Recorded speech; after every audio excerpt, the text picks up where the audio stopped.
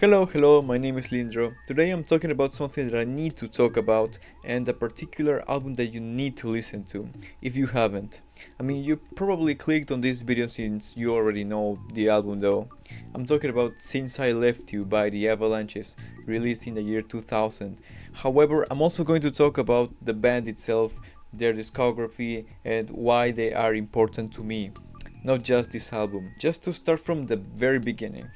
I will briefly mention their 1997 debut EP El Producto, which is more hip-hop oriented, sample-based, and might remind you of the Beastie Boys.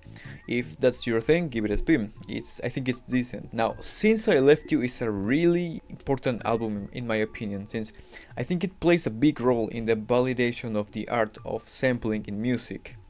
Given that a considerate number of music heads consider it to be one of the best albums of all time, being in that top 100 of best albums of all time in Radio Music and Album of the Year, and achieving that being 100% sample based is important because I know that there are still some people salty about this sampling thing in 2026, although less than before.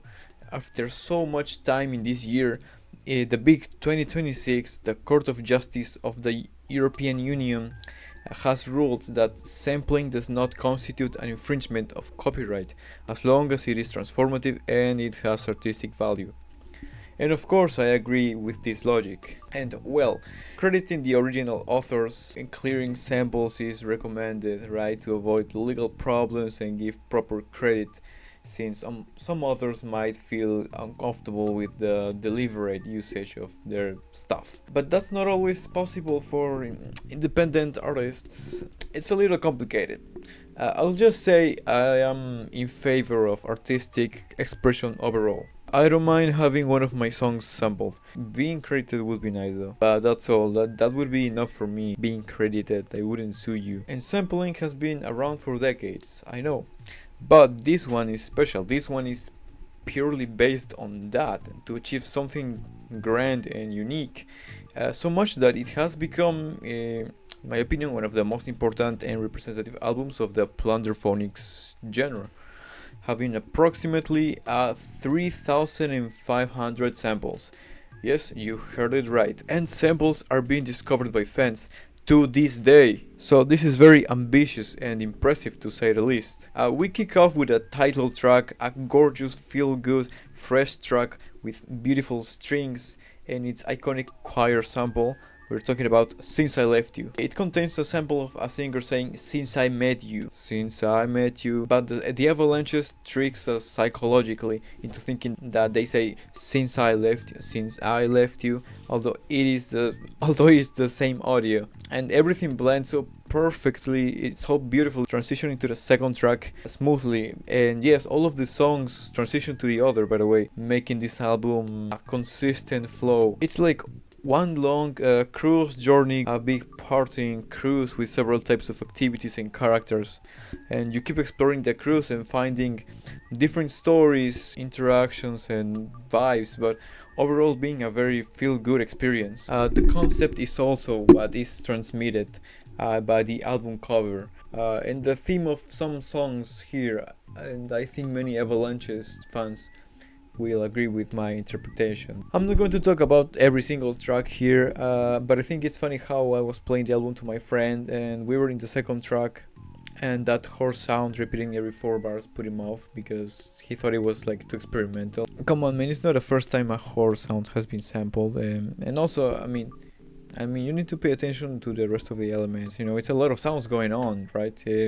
Blend perfectly, as I've said. These songs also have an electronic element, like in the songs Radio, Fly Tonight and Electricity, one of my favorites, with its beautifully sampled female voices and its melodic screechy synths, all feeling very well synthetic, making honor to its title. Track 13 is Fronter's Psychiatrist, an insane song. The lyrics are composed of unrelated extracts from TV series, old films and ads, telling a story which is somewhat nonsensical, but although it is clear from the beginning that it is about a boy expelled from school that's quite demented or something.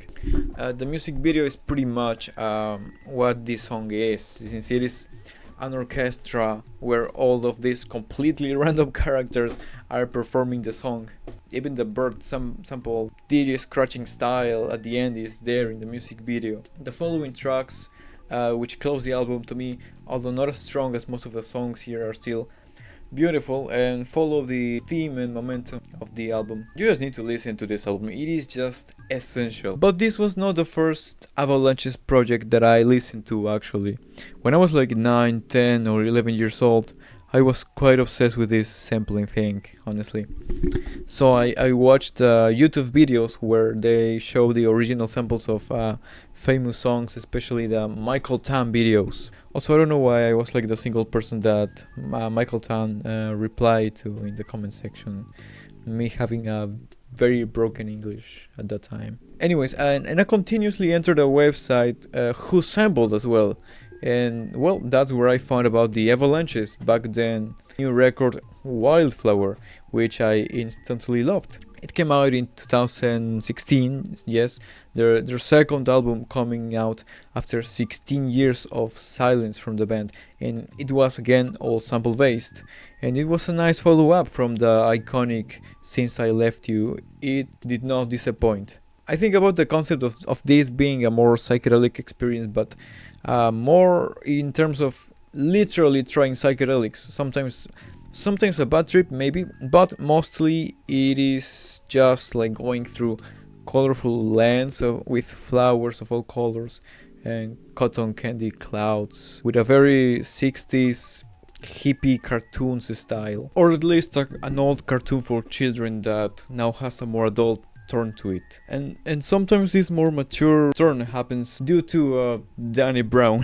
This song Frankie Sinatra, for instance, it's funny that as a kid I thought they got him in this song because his voice was similar to the voice sample for the chorus, and they wanted to pretend that Danny actually sung that. That's not the case, I know.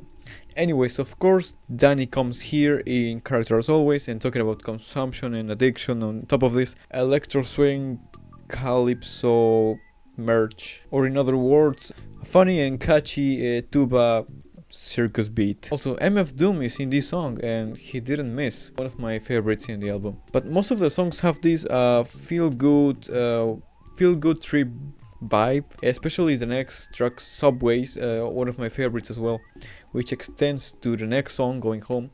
I think I forgot to mention that in this project we also have the transitions between tracks, which reinforce the idea of the continuous single experience that we had in Since I Left You. I love the next track, If I Was a Folk Star. It's a very calm song with a melody that's unique, especially because of its chopped nature as it is sampled. And there was an activity at school in which we needed to present a song in English class and learn the translated meaning of the lyrics, and also show them to the class with the song as a sing-along or something. And I remember I wanted to troll the entire classroom by playing this song. They would have had to wait until minute 2 to start hearing the vocals from Toro. Getting them waiting like that would have been funny, but it was a voluntary task and I didn't want to get tomatoes thrown at me. And also it would have been one more addition to my list of school embarrassments, so no. Okay, sorry for getting too personal. The next song, Colors, is quite a mind blower. So it sort of blew my mind when I was a kid because of that reversed vocal sample that sounds so intentional, so fitting, almost as if the singers themselves were singing in reverse on purpose as the track goes on. Just think about it, it's like a combination of sounds that live in different timelines that are just opposites but somehow work together seamlessly, because the song is like backwards. It sounds like it's going forward, but the song sounds backwards at the same time. It's incredible. I love the song Noisy Eater as well. It's just so fun. It could genuinely be in a kids show. It's innocent. It's just about eating. He raps about how much he likes to eat, and it sounds like a very lively advertisement for an amusement park as well. There are kids singing, and I think this thing about sounding from a TV kids show is literally reflected on the track Harmony, which literally contains a Sesame Street sample, their alphabet song specifically. but they just sample the parts where they spell the letters from the word harmony to make it seem like they are spelling that word. Also, Danny Brown will appear again in the track The Wizard of Oz. Quite weird haunting track. His rapping topics might feel a little bit out of place, honestly. In Sunshine, I like how they sample that woman's voice, getting cocked in a loop. I think it's quite funny as well. The last tracks are definitely calmer, but I have to admit I usually lose my attention a little bit during these songs. Overall, this is a very unique album, and it just kept showing how the Avalanches are masters of sampling. I come back to this album, it is one of my favorites of all time, along with Since I Left You. Those are the albums I like from them because they kind of took another direction with their 2020 album, We Will Always Love You, which was not my cup of tea, honestly. And now they're going to release a new record which with a more electronic sound that's less sample based. At least what they have released recently sounds less sample based. But anyways, maybe the new sound is gonna be good. Maybe it's just that seeing the Avalanches releasing it might create a bias in me that alienates me and associates it with a negative feeling. I don't know, but of course I'll listen to it and I'll try to get into it, get the best out of it. I guess we'll see. But this is all I gotta say about this band and these two albums that I love and would include in my list of albums to get to know me better. I'm a fan of the sampling technique and plunderphonics overall, so how am I not gonna love this guy's craft? Listen to these albums if you haven't. Thank you for watching and see you next time.